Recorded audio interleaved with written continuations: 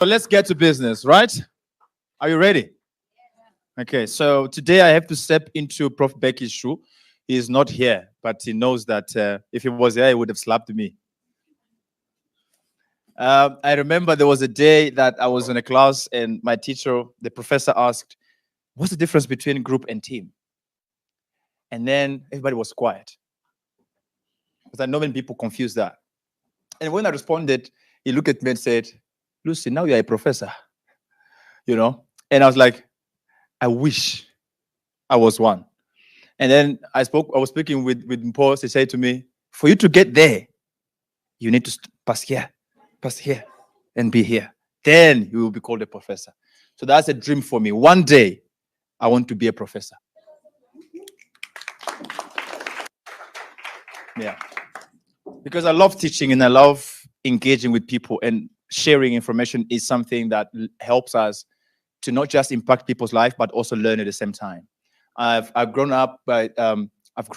by understanding that we learn when we teach, right? And we have to have that in mind as well. But now, the topic of today is around the new era of leaders, which understanding the difference or the gap that is between the leadership of the past and the leadership of today.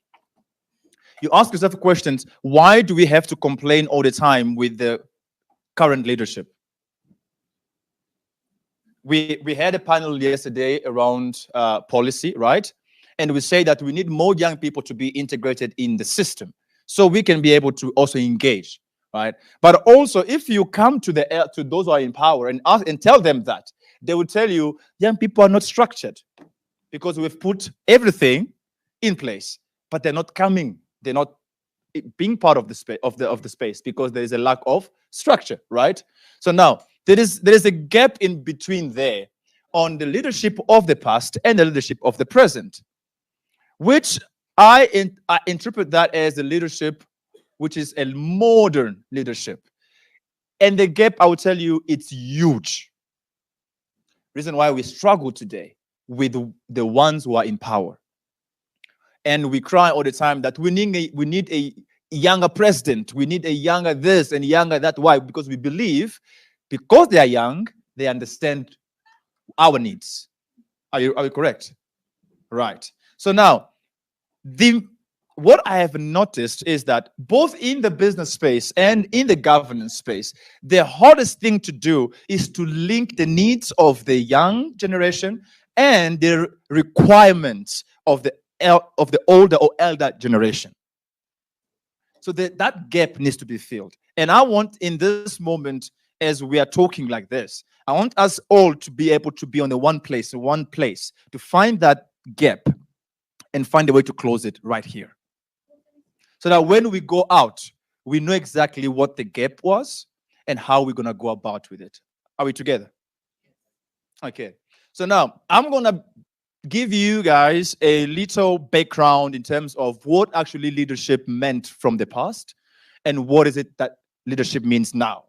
Okay? So now, this will help you to even apply this knowledge even in the business space, because there's something in the business, and please, vets, don't take it personal. Every time when I hear School of Management, there's a different perspective that I get out of it, which I normally interpret that as school of discipline or the school of learning how to follow the rules. Okay? So that is how I perceive that most of the time, because it all starts from there. Are we together? You don't break a rule that you not followed. And in leadership, one thing I've learned in leadership will make you break rules, but for a good reason. But now you need to understand when and how. That's where leadership comes in. Are we together? Okay, I want you to note these things, because when I'm saying these things, if I pass, I pass. If you forget about it, I don't know where you're going to get me again. Okay? So, the first thing you must understand is what is leadership in its actual context. Because everybody interprets leadership the way they feel, the way they see it, the way they perceive it. Okay? I our elders, they would tell you leadership is one thing. And you come to the younger ones, they also have a different perspective of what leadership is. You come to someone who is the CEO of a big company, he will tell leadership from his own perspective. But if you go to someone who is leading a small business, he will also interpret leadership in his own perspective. So leadership is perspective-based. It's an idea. Are we together? I had a chance to do an audit training at Harvard School. And as I did rhetoric science and leadership communication. And the professor told me, he was saying, because his background is, he was veteran, like was a, how do you call it? Those who went to the war. Veteran, right? Yeah. So his perspective of leadership was all about work done, right? So in the army, if you say I'm a leader, they need to see it, right?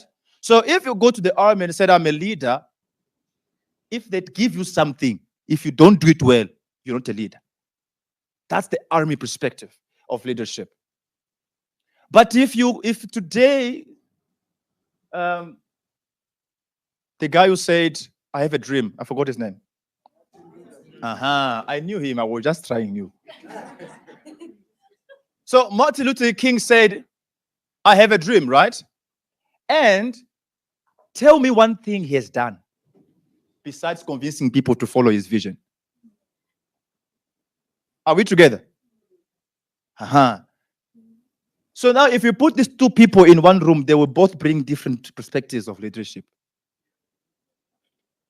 Correct? And you, as you're sitting there, you also have a different idea of what leadership is. But now I want you to understand this. Leadership for a very long time has been understood as influence. But remember, influence can be bought. Okay?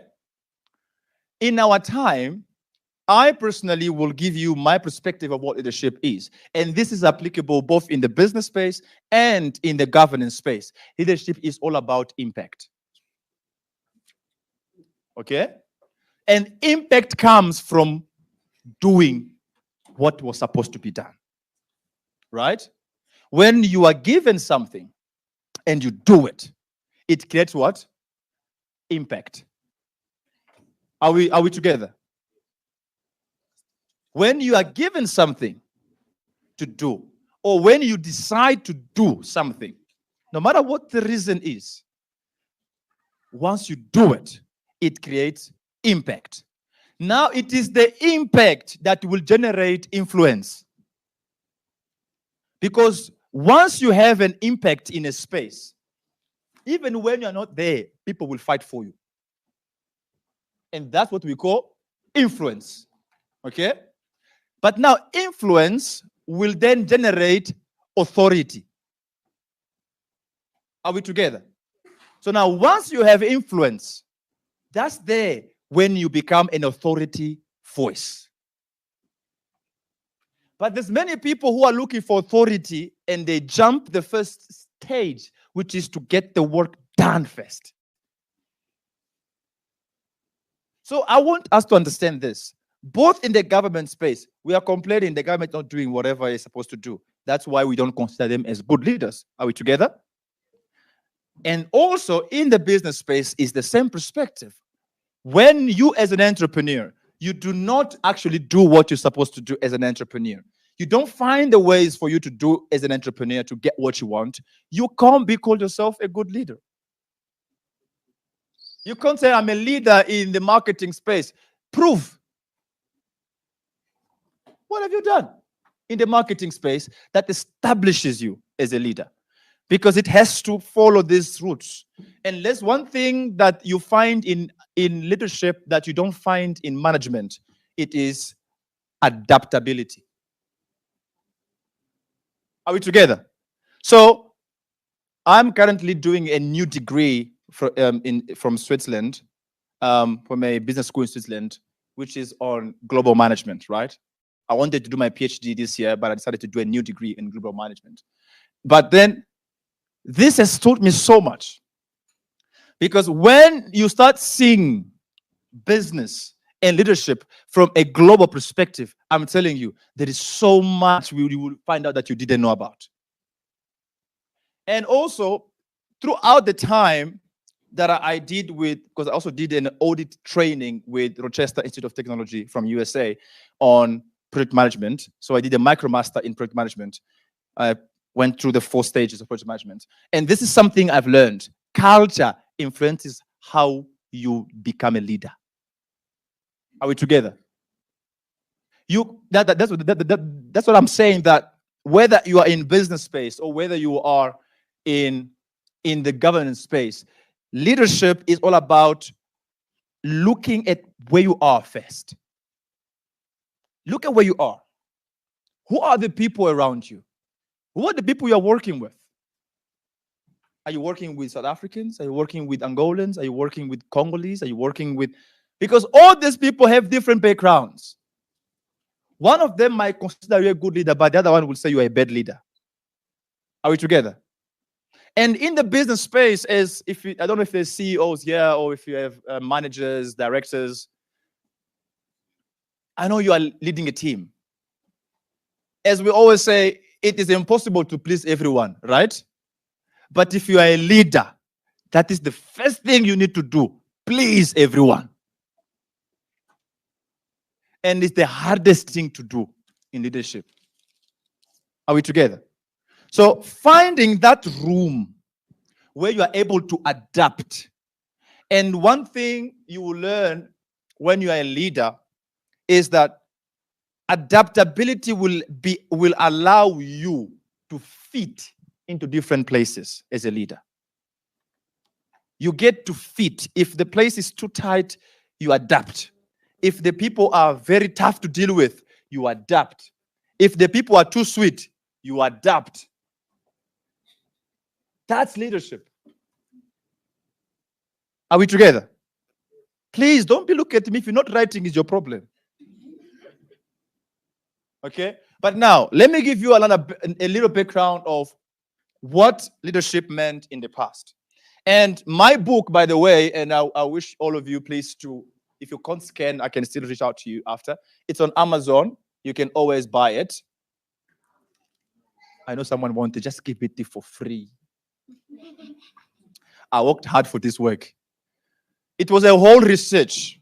A friend of mine who was a trainer is a John Maxwell coach.